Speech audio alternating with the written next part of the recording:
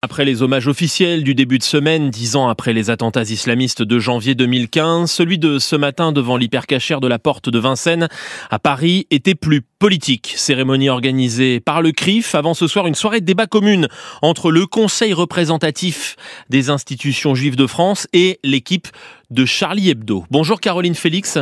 Bonjour. Vous êtes sur place pour Inter, 10 ans jour pour jour après la mort de 4 Français de confession juive assassinés par le terroriste Amédi Coulibaly. Les institutions juives alertent sur la montée de l'antisémitisme.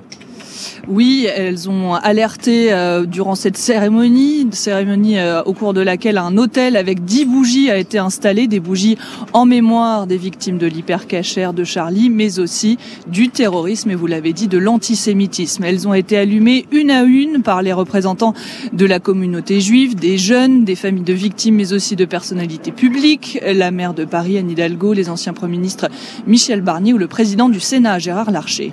La première bougie sera allumée à la mémoire de Yohan Cohen, 20 ans, victime de l'attentat de l'hypercachère.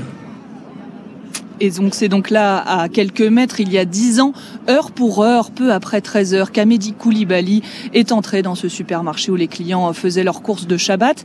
Il a abattu 3 clients et un employé, Yoav Attab, Michel Saada, Philippe Braham et Yohan Cohen. Et le terroriste a pris en otage pendant 4 heures une vingtaine de personnes.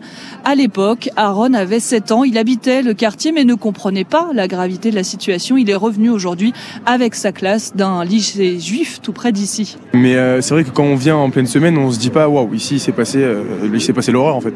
Pendant 4 heures, ça a été l'enfer et étant donné que j'étais jeune, je me rendais pas compte, mais à force de me documenter, de regarder vraiment exactement ce qui s'est passé, de savoir que des gens sont restés dans les caves, que la police, même si c'est normal, c'est le processus, ça a pris du temps pour rentrer. Il faut commémorer ça pour ne pas oublier, parce que ça peut arriver à tout moment et ne pas laisser de chance au terrorisme, quoi. L'importance de se souvenir, surtout dans le contexte actuel, explique Elie Korchia, président du consistoire israélite de France. Et peut-être qu'elle prend cette cérémonie aussi une dimension particulière parce que nous sommes effectivement un an et demi après un peu plus d'un an après le 7 octobre 2023, que notre pays connaît une vague, malheureusement, d'actes antisémites très importante depuis un peu plus d'un an. Et donc je pense que cette cérémonie cette année, des 10 ans de cette commémoration, ça a une dimension toute particulière. Le climat reste très très anxiogène pour la communauté juive de France. Et d'ailleurs dans le public d'une centaine de personnes aujourd'hui, un certain était venu avec des pancartes « L'antisémitisme tue ». Merci Caroline Félix avec les moyens techniques de Florent Bujon en direct de la Porte de Vincennes à Paris.